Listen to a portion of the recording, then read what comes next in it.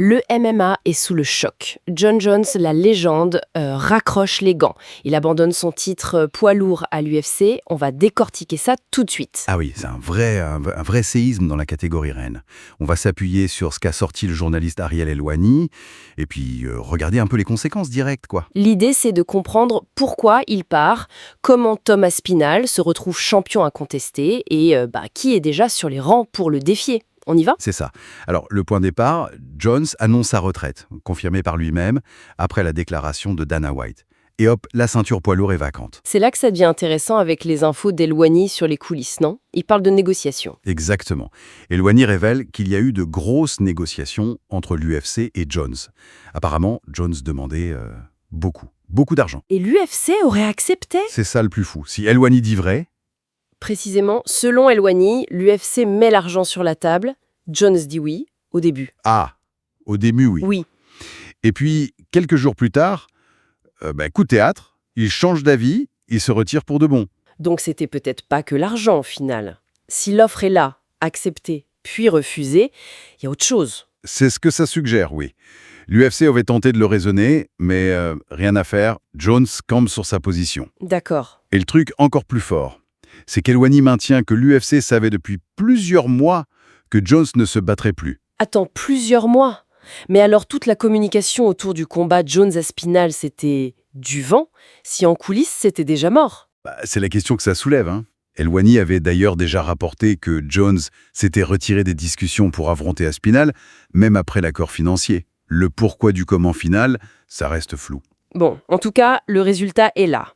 Jones out. Et donc, Tom Aspinall, qui avait la ceinture intérimaire, y devient champion poids lourd incontesté, sans avoir eu à battre Jones dans la cage. C'est quand même une drôle de façon d'être couronné, non ? Un peu ? Amer, peut-être ? Oui, Dana White lui-même a parlé d'embarras pour Aspinall, qui attendait ce combat depuis si longtemps. Mais bon, voilà, Aspinall est le champion. Et donc, la cible numéro 1. Et ça a pas traîné. J'ai vu passer un truc sur X. Jailton Almeida. Exactement. Le Brésilien, numéro 6. Dès l'annonce, il interpelle Aspinall. Il le félicite, mais il enchaîne direct. Aspinall versus Almeida, en disant que c'est le seul combat qui ait du sens. Ah ouais, direct. Et il s'arrête pas là, il me semble ? Non, il en profite pour tacler Cyril Gane. Il dit que Gane les évite, lui et Aspinall. Il rappelle ses 2 défaites en combat pour le titre. Ouch ! Et il va même jusqu'à dire que sa dernière victoire contre Volkov, c'était un vol. C'est assez violent comme propos. Oui, je me souviens, cette victoire de Gane avait fait débat. Dana White l'avait contesté aussi. Almeida remue un peu ça, quoi. C'est clair. Almeida, 22-3. 8-1 à l'UFC. Il sent l'opportunité, il est malin.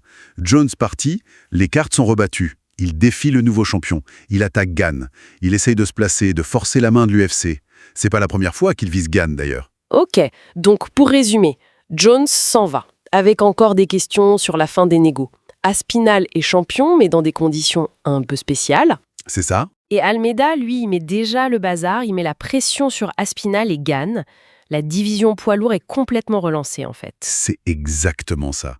Ça montre à quelle vitesse tout peut basculer dans le MMA.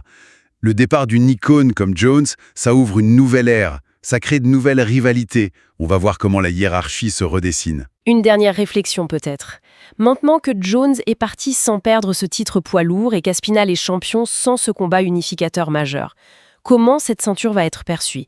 Est-ce qu'Aspinall va devoir battre des gars comme Almeida ou Gane pour vraiment asseoir sa légitimité aux yeux de tous ? C'est une excellente question.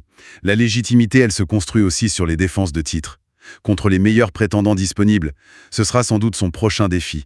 Prouver qu'il est bien le roi, même sans avoir détrôné l'ancien. Ça promet pour la suite.